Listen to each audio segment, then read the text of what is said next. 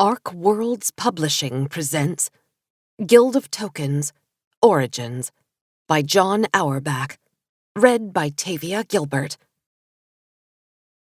Guild of Tokens, Trainee. The girl was late. Ordinarily, Beatrice Taylor would not have cared. She wasn't a stickler for people following her quests to a T, and could deal with a bit of improvisation if the quester got the job done. Results-oriented would be on her resume if she still had a normal job, but this morning was different. This morning, her usual sitter texted her at 6:15 saying that she had been up half the night sick, and the last-minute replacement looked more suited for changing tires than changing a diaper. Beatrice sighed and took another sip of her coffee. She watched the throngs of people on Bleecker Street pass by, and she envied the carefree mornings they were probably enjoying. She wished she could return to those days, when all she had to worry about was where she was going to meet her friends for brunch or when Garrett was finally going to propose. But that had been a lifetime ago, before the baby, before Garrett had started sleeping with his analyst, and before she had discovered the quests. "I'm so sorry I'm late." A chipper brunette wearing a pink backpack sprinted up to Beatrice's table in front of the coffee shop and took the empty seat across from her. "It's fine. I take it you have the book?" Beatrice studied her latest trainee, who had clearly run the last few blocks, as her face was flush and her breathing heavy. Good, she thought. She liked it when her trainees were afraid of displeasing her. The jury was still out on Kate, a sophomore at NYU from Nebraska. The girl fit the new profile perfectly: enthusiastic, hardworking, a desire to please, and most importantly, no strong attachments to family. "Yep." Kate dumped her backpack on the table and began rifling through it, finally withdrawing a leather-bound book. "Excellent. How is the old professor? Still a disgusting lecher? I hope he didn't leer at you too much. You're just his type." "Wait, how did you know that he had— Oh, this was just a test. Again." Beatrice smiled. At least this one was perceptive. "Of course. You think you're ready for the big time already? Did you read the book?" "I did. Was up all night. Then tried to take a quick cat nap, but slept through my alarm. That's why I was late." "Then you know that this wasn't something I would leave to the likes of you if I didn't already know I could get it back." The trainee's face turned sour, her achievement quickly undermined by a few choice words. But Beatrice preferred it this way. Last time she had let a trainee get a big head, things had gotten ugly. And with a baby to take care of, Beatrice didn't really have the time anymore to keep starting from the beginning. "Oh, don't be so sensitive. You did well regardless. Here's your reward." Beatrice set the stack of iron tokens on the table and took the book. Kate stared at the tokens for several seconds before finally grabbing them and stuffing them in her backpack. "Thanks." The girl's earlier perkiness had faded in short order. Kids these days. They wanted a pat on the back, a trophy, and to be enthusiastically congratulated for doing what was expected of them. Kate should be grateful that she was even getting this chance to be her trainee. Did the girl know how hard Beatrice had worked to get to where she was? Of course not. But she had to play with the hand she was dealt, even if it meant a little extra coddling here and there. "And because you were up all night, here's something extra." Beatrice withdrew a small green square wrapped in plastic from her pocketbook and slid it across the table. "What's this?" "A little something to help you next time you need to finish a paper. It lasts only a couple of hours, so don't waste it, but it's one of my better buffs, if I do say so myself." The girl stared at her blankly. "You don't know what a buff is?" Kate shook her head. "Okay, fine. Think of it as a magic version of the Adderall you've been dealing in your dorm for me. Which it is." Oh, well, thanks." "You're welcome. Don't waste it, though. I don't hand those out to everyone for free, you know." "I won't. So what's my next assignment? Do you have the next volume of the diary? I have so many questions." "Easy there, Tiger. I'll be in touch. Go get some sleep. You're beginning to sound like a chipmunk." The girl nodded, grabbed her stuff, and left the coffee shop. If there was one thing Beatrice had impressed upon her trainees, it was that she didn't much care for small talk. She wasn't there to be their friend or their mother. Speaking of, little Jack would be waking up soon.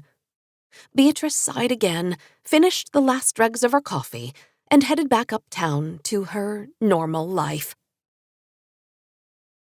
The apartment was finally quiet, and the wine was flowing. Tonight's selection was a Pinot Grigio that Garrett had brought back from his trip to Rome last year.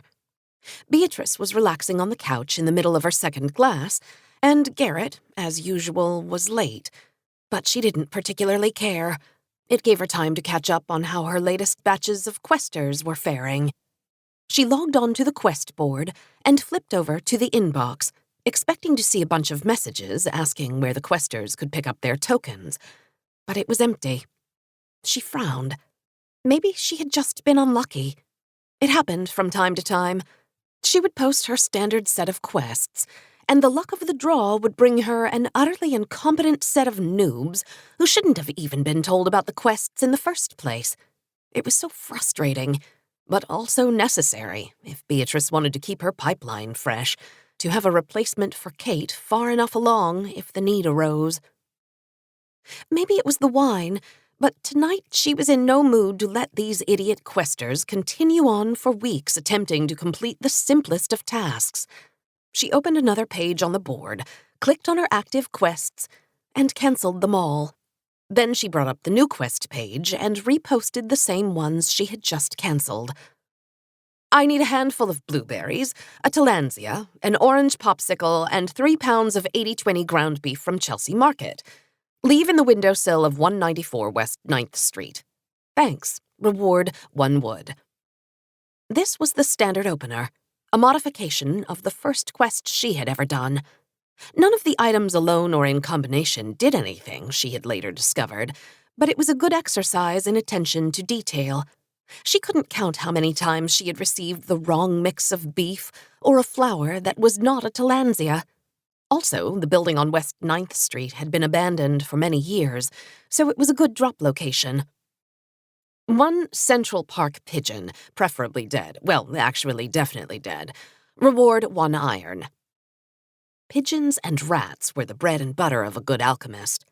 The spleen of a freshly killed pigeon was an excellent source of prima materia, and you could never have too much of that. Beatrice made a mental reminder to check her stock of preservatives at the downtown apartment. There was nothing worse than going through the laborious and messy process of extracting organs, only to find that there was nothing to keep them in, and any off-putting smell would most certainly result in the old lady across the 5th-floor landing calling the super. Or worse, the police. 3 leaves from a cot plant.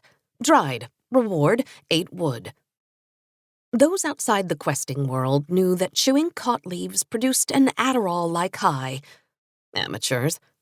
Those within the questing world, at least the ones that Beatrice had come across, did not have the creativity to come up with any new transmutations.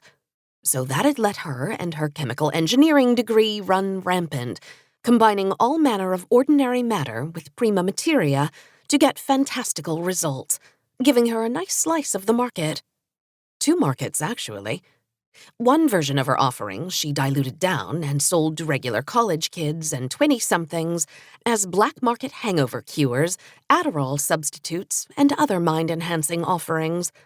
It brought in a steady stream of real money that gave Beatrice a degree of independence, and also let her rent the downtown apartment, with Garrett none the wiser. The other version she sold to questers for tokens. It was a much better method of accumulating wealth than what she used to do, when she herself was a newbie quester. Sure, she liked going on raids and piecing together what the questing 1% were up to, but she worried that her continued success would make her a target, eventually, and she wasn't ready to go toe-to-toe with the guild or the council. Yet. The last quest went live just as the door to the apartment opened, and Beatrice quickly closed her laptop and turned to greet Garrett. It was 10:45. "Honey, you're home," she said, mustering a phony smile. "I was beginning to think you were spending the night in the office again." Garrett dropped his briefcase unceremoniously by the front door and walked into the living room. "Sorry I'm late," he said, giving her a quick peck on the cheek and taking a seat on the couch next to her. "This new deal is killing us. Hopefully it'll calm down after we close." She looked at her husband. His red hair was slightly out of place, his shirt was wrinkled, and his eyes were bloodshot. The rigors of the private equity grind, she thought.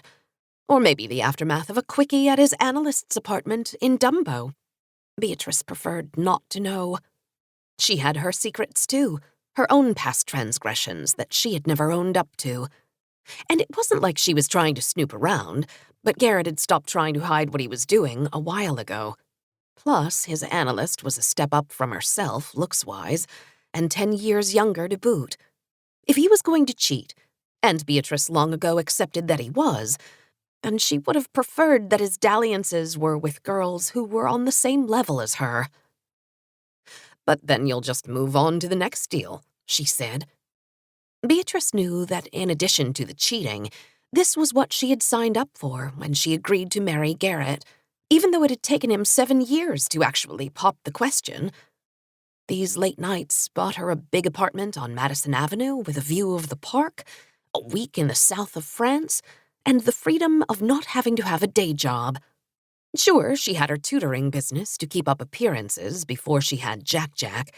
She would work with a couple of rich kids once or twice a month, blow the money on cabs and coffee, and spend the rest of her time devoted to the quests.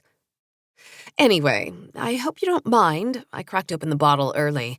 Wasn't sure if you were even making it home tonight. Want some?" Garrett shook his head.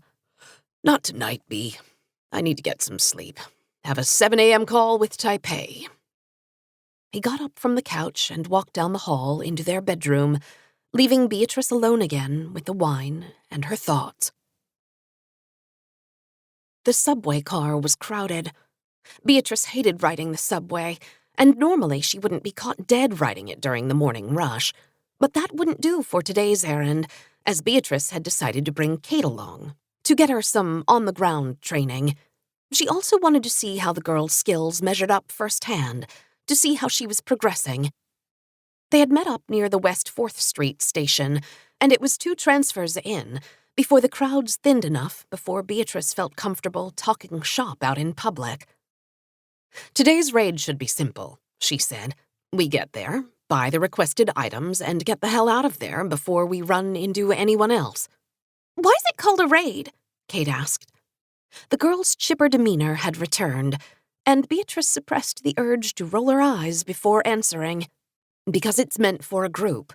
The task is harder, but the reward greater.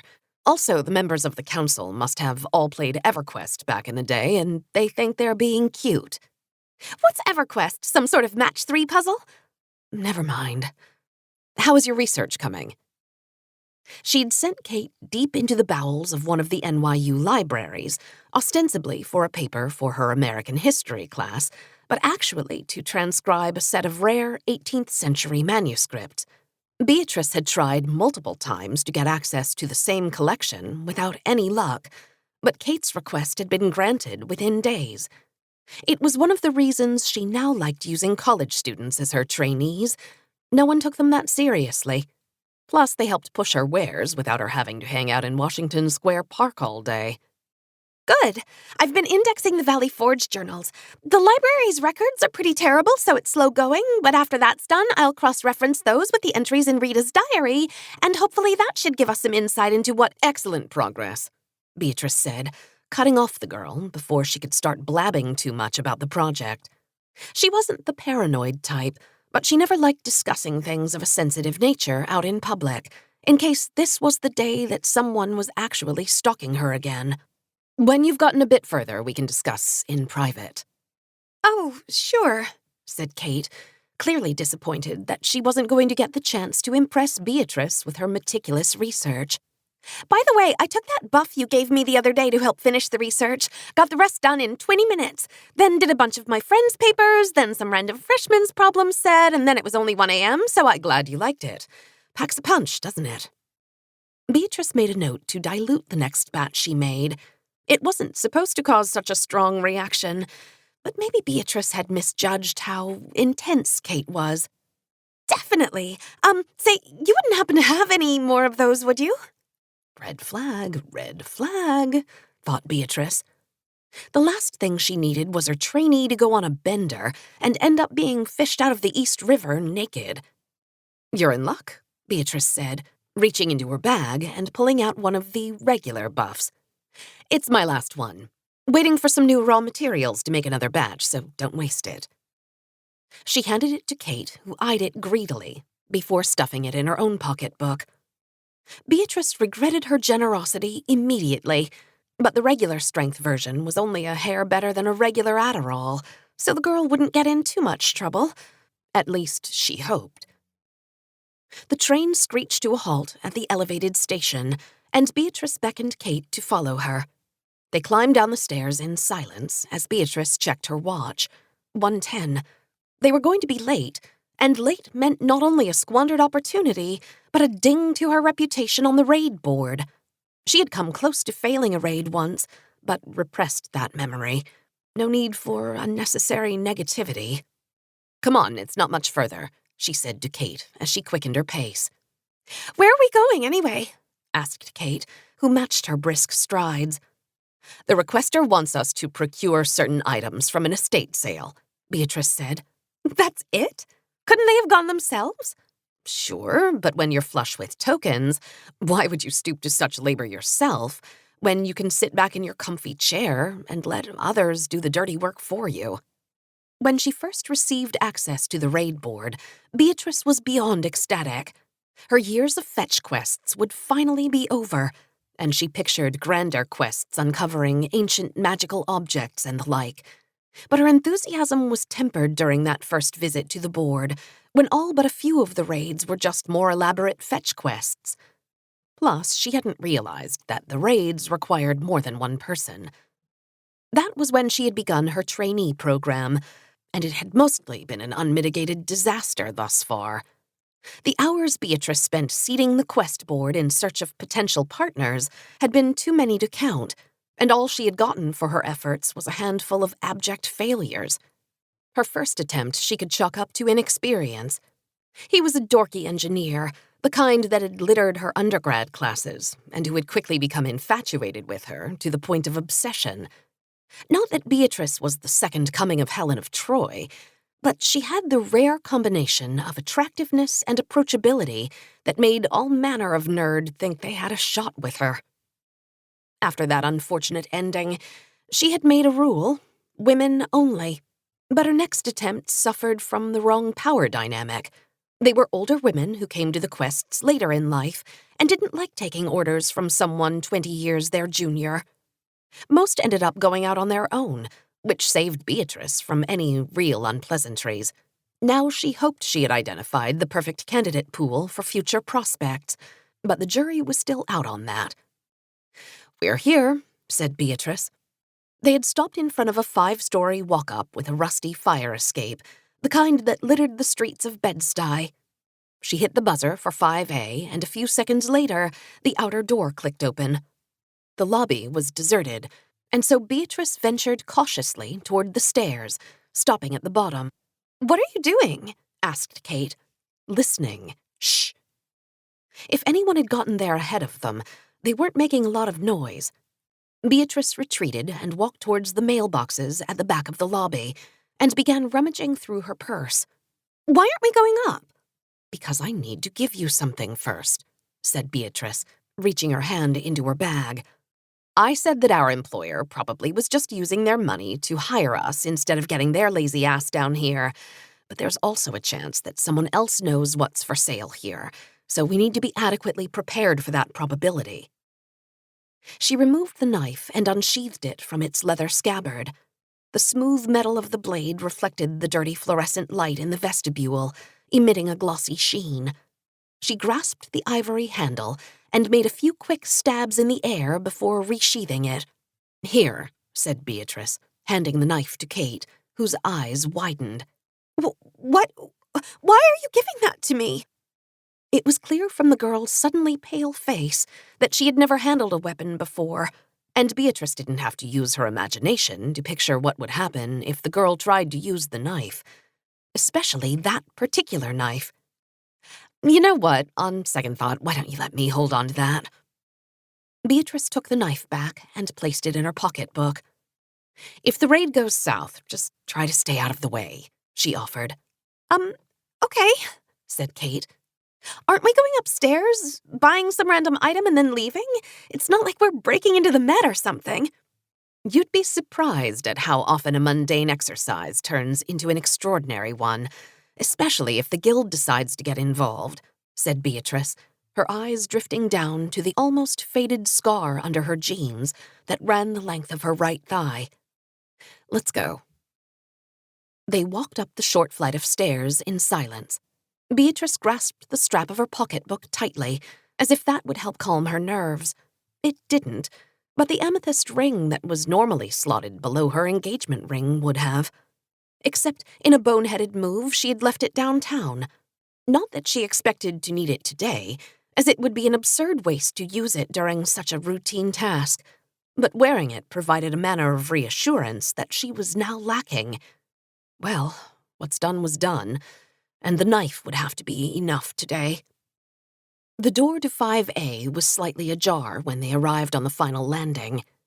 Because they're expecting us, thought Beatrice, not because that fop Gilbert was lying in wait inside. Well, she thought, only one way to find out. Beatrice pushed the door open and stepped in slowly. The room was empty. No, that was a bad word. It was bare. Where the furniture had once sat, only dents on the pale green carpet remained. The walls, too, were barren, except for rectangle-shaped squares of white, where paintings or pictures had once hung. She was too late. "Hello," said a soft, raspy voice behind her, causing Beatrice to nearly jump out of her skin. She lowered her hand into her pocketbook, ready to brandish the knife at whoever had spoken, and slowly turned around. A little old man who looked like a mole rat with glasses and an ugly sweater sat in a worn leather chair right next to the door. Why she had missed him at first glance, she wasn't sure. But he wasn't Gilbert, and he didn't seem very threatening, so she let go of the knife and lowered her guard slightly. "Hi, we're here for the estate sale?" Beatrice said. She could see Kate peering in from the hallway and waved her inside. "What? Oh, right, my sister's things." The old man pulled a piece of paper out of one of the pockets in his sweater and held it close to his face. "Yes, there's an estate sale here today at 1:30, but it's over." "But it's only 1:33, sir. How is the sale already over?" asked Kate. "We didn't see anyone leaving on our way up."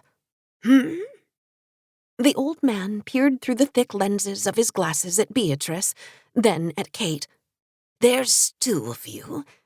You're a looker, aren't you?" he said, pointing at Kate. "And you're not so bad either. Must be my lucky day." Kate blushed at the comment, and Beatrice grimaced. "Anyways, what was I saying? Oh, right. Someone came this morning and offered to take the whole lot off my hands.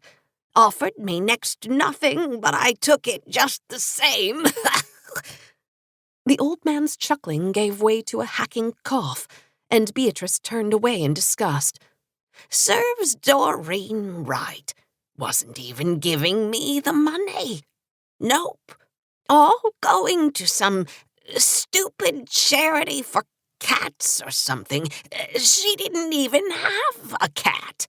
"I see," said Beatrice. This whole outing was turning into an outright disaster, and she was furious at herself for ruining her perfect raid record because she hadn't thought of going to the estate sale before it started. It was a mistake a seasoned quester like her should never have made. "It sounds like she was very difficult to get along with," said Kate. "My mom was like that, always complaining about this thing or that thing. She probably set the record for angry letters to the editor in our town paper." Beatrice glared at her. What was she doing? Trying to make the old man even more annoyed? Oh, yes, that was Doreen to a T. She had a talent for it, though. Always seemed to get what she wanted, like getting me to schlep up here from Baltimore to take care of her stuff. At my age, as if I had all the time and money in the world, which I don't. But then I got that letter and bam, suddenly I'm on the next bus. Beatrice's face lit up, and she turned to look at Kate, who smiled. The girl was full of surprises, apparently. Do you happen to have that letter still? Asked Kate. The old man nodded. As a matter of fact, I do. It's in my bag over there in the kitchen. Be a dear and bring it over, would you? The girl dashed over to the kitchen and returned with a folded piece of paper. Mind if I take a look at that? Said Beatrice. Knock yourself out, said the old man. Beatrice unfolded the crinkly yellow paper. The text was barely legible, but her eyes were for some reason drawn to the words, which were written in deep black ink. Morton, I'm dying. Get up here and take care of my stuff after I go. Doreen. Beatrice ran a finger over the words. The ink felt almost like finger paint, like she could scrape it right off the paper with the right tools. Your sister wasn't much for words, was she? Morton shook his head. Nope. Can't say I'm sad she's gone. She was as rotten as a person could be. But part of me misses her phone calls. When they came and took out her stuff earlier, did you happen to see the pens or the ink she used to write this? Beatrice held the letter in front of Morton, whose eyes suddenly became fixed to the paper, as if he were in a daze, and she quickly withdrew it from his sight. No, they took everything. Well, except the bed. Couldn't get it out the door for some reason. And this chair, obviously. I wasn't about to let them pull it out from under me. Not sure if they're coming back, but I hope they don't. I need somewhere to sleep tonight, and this chair is quite... Beatrice sprinted to the little bedroom, hoping beyond hope that the guild had not been as thorough as it appeared. The windowless room was as empty as the other one, save for a queen mattress on a box spring. It took up more than half the room and featured all manner of stain and discoloration. But at this particular moment, Beatrice couldn't care less, as she flipped up the mattress in one fluid motion to reveal... nothing. Except the top of the box spring. She flipped that up too, and was rewarded with a view of the parquet floor underneath. No secret stash, not even an empty box or a note saying, "Ha ha, beat you to it." She had failed, for a second time. Beatrice let go of the box spring and sat on top of it, the dirty mattress now leaning against her back. This should have been a simple raid, an easy win. But no, the guild had bested her again. She felt all the fury and rage build up inside her. This failed raid, Garrett's latest dalliance, her chronic lack of sleep. What was the point of all of this? Was she going to have to keep grinding forever? The guild forever taunting her from slightly out of reach? Hey, look at that! Kate walked into the room, and Beatrice quickly brought her hand up to her eyes to wipe away the tears. She couldn't let her trainee see her this emotional over a stupid raid. "What?" asked Beatrice. There's a bulge in the box spring, right next to you. Beatrice looked to her left. Sure enough, there it was. How had she missed it? She ran her hand over the protruding fabric and could feel the outline of several small objects. A quick slice with the ivory handle of the knife sheared the fabric of the box spring, and she pulled it back to reveal a Ziploc bag resting on top of a wooden slat. A Ziploc bag containing 2 fountain pens and a small bottle of ink. She took the bottle out of the bag and shook it next to her ear. The sloshing of liquid inside filled her heart with a joy almost equal to hearing Jack's wailing cry in the hospital that first time. Is that it, then? Asked Kate. Beatrice nodded. Yes, we've found it. Well, you did. Thank you. Beatrice suddenly stood up and gave Kate a heavy hug. The girl seemed taken aback by the gesture, and her arms hung in the air for a few moments behind Beatrice's back before she returned the embrace. You're welcome.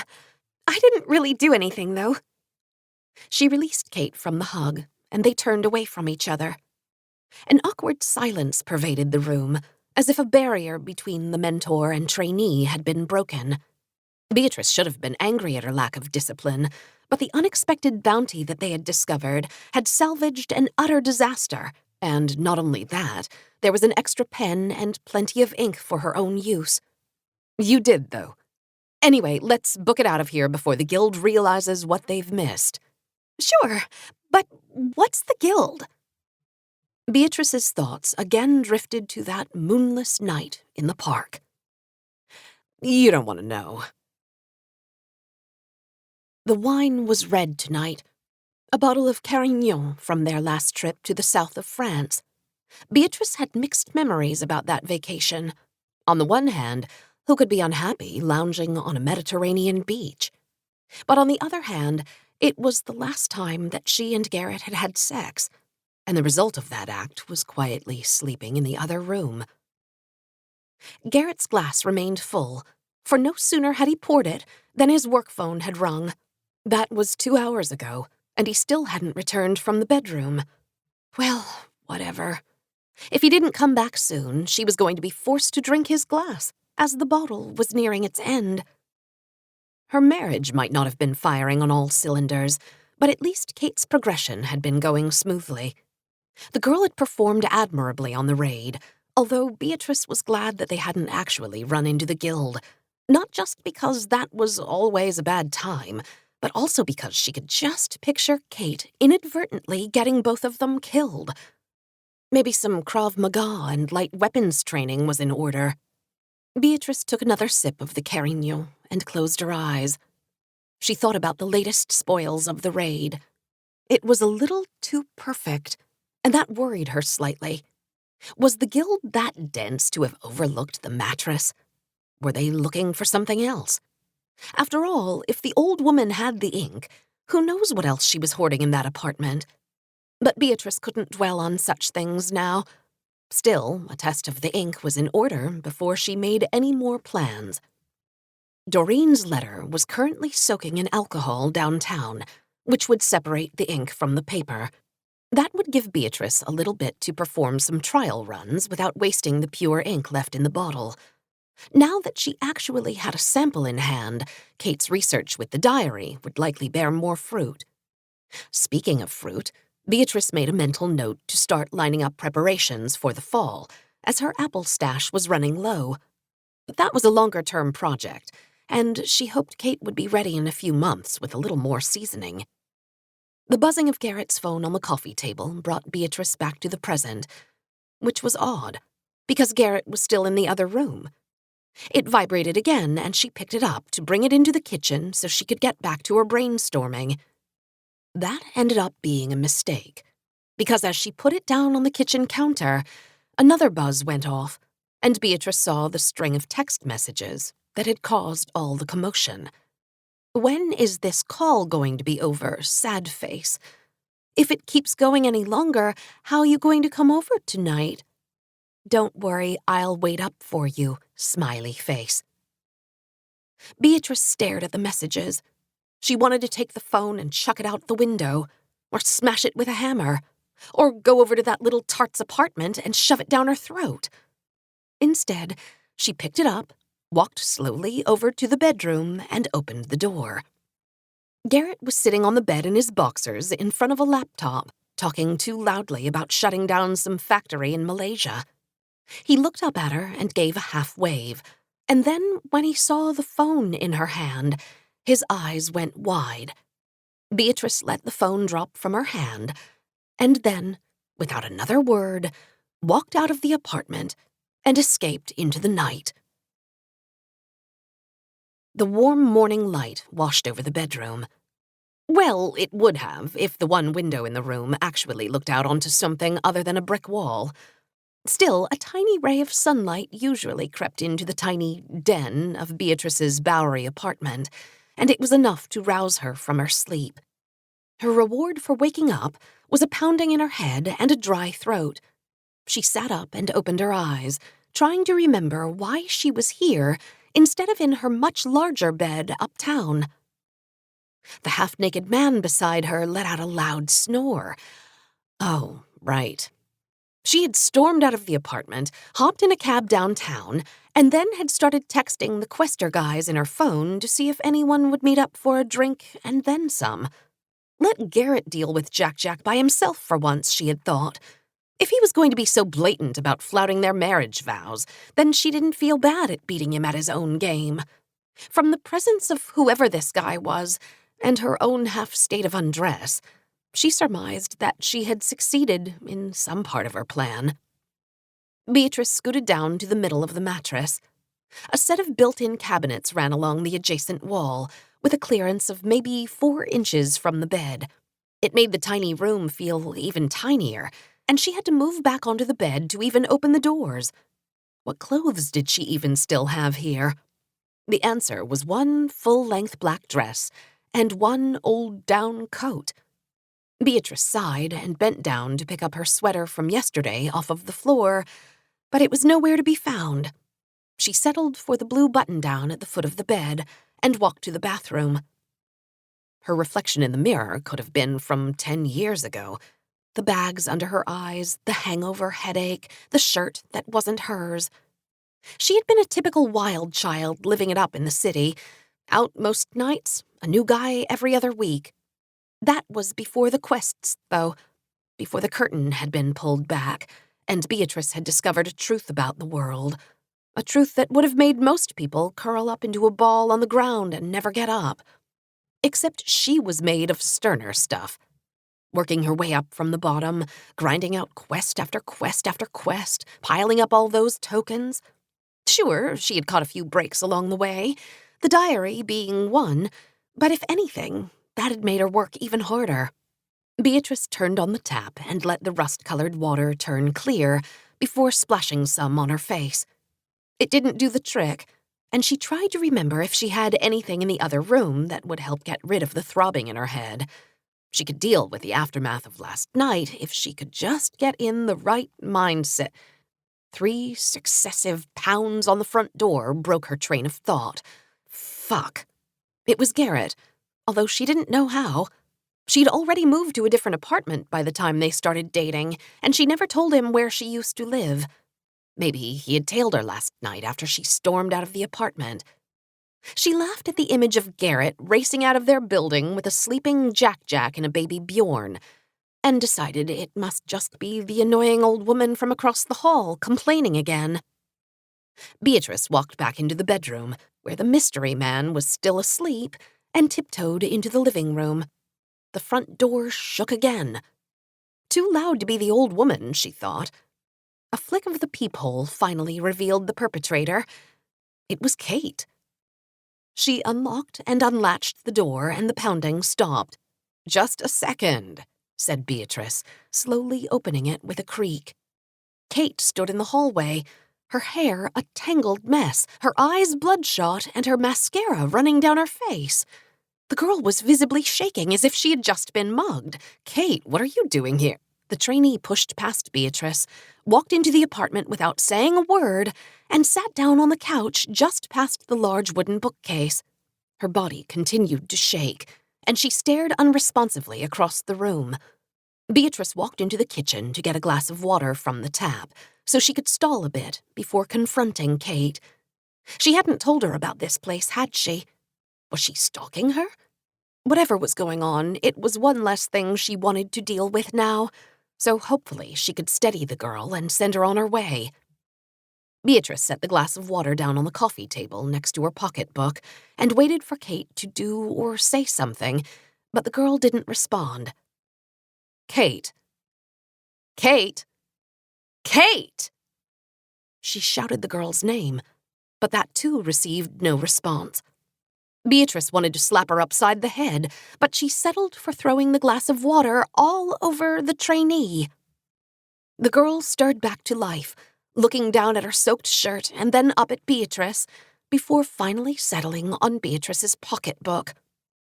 It only took a split second for the thought to percolate in her head, but it was a second too long, and before Beatrice could react, Kate dove toward the bag and wrenched something free.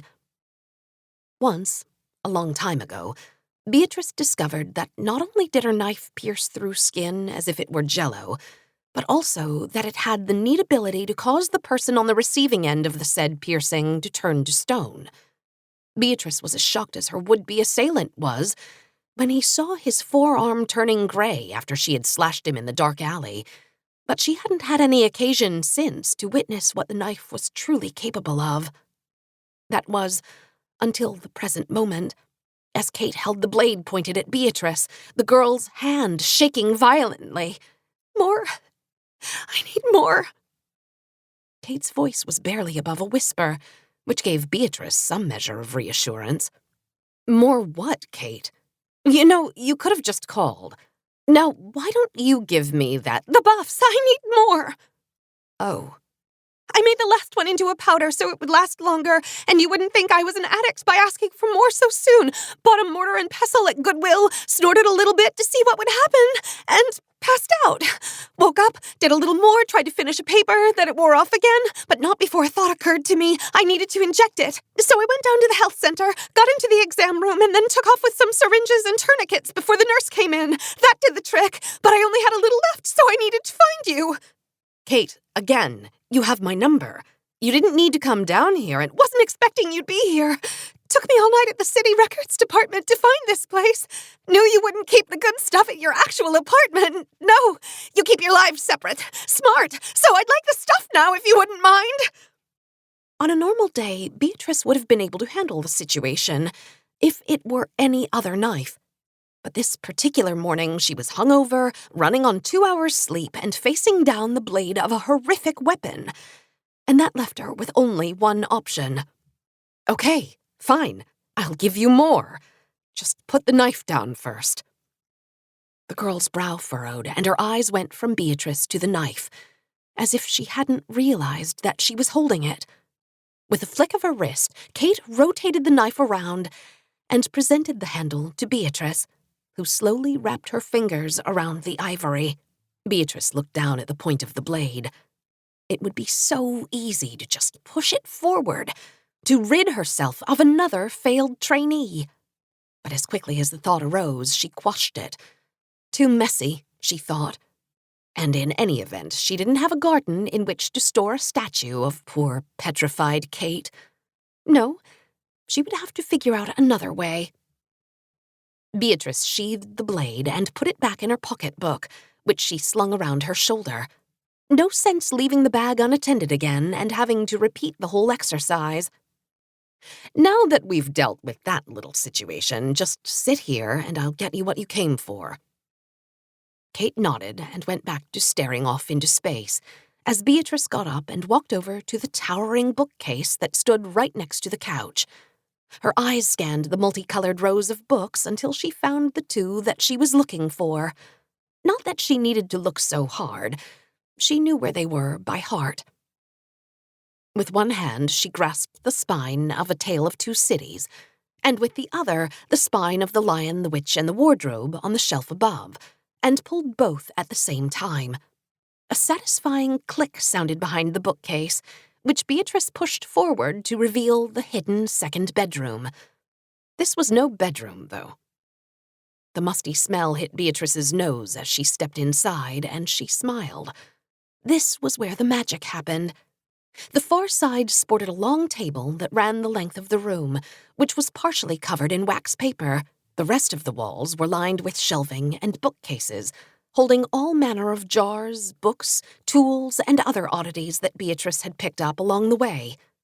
Even the windows had been sacrificed on the altar of space, although she had left a tiny sliver of one window uncovered to prevent the room from being completely cut off from the outside world. As much as she wished she could have a nice little cottage out of the city, there was something satisfying about having this hidden nook right here in the guild's backyard. Beatrice turned around to see if Kate had followed her into the room, But the girl evidently remained planted on the couch. That would make things go smoother. She'd hoped one day to show Kate this room, to work side by side with someone who could become almost equal to her. But she knew now that her search would have to continue. She started walking over to a bookcase on the right side of the room where she kept the full-strength buffs, when something on the desk caught her eye. It was the green-tinted mason jar where Doreen's letter was currently soaking, the second pen from the raid sitting next to it. Beatrice walked over and looked at its contents. The letter was still somewhat intact, but more importantly, a thin black film was visible at the top. A different idea now formed in her head. The perfect way to test the potency of the ink. It would solve at least one of her immediate problems, and if it failed, well... No, she thought. She needed certainty. She needed closure. Her pocketbook began to vibrate.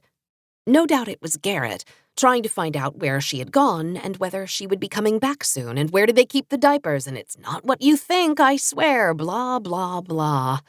She'd heard it before, but frankly, she didn't actually care anymore. She had moved on long ago from the idea that her marriage was anything but a convenient front. Still, she needed to send a message to him that she expected a certain level of discretion. Which brought her thoughts back to the ink. Her eyes lit up. Now there was a good experiment. Beatrice opened the drawers in the desk until she found one that had some paper, which she brought over to the jar. Pen in hand, she carefully unfastened the lid and dipped the tip in the black liquid, swirling it around counterclockwise before withdrawing it.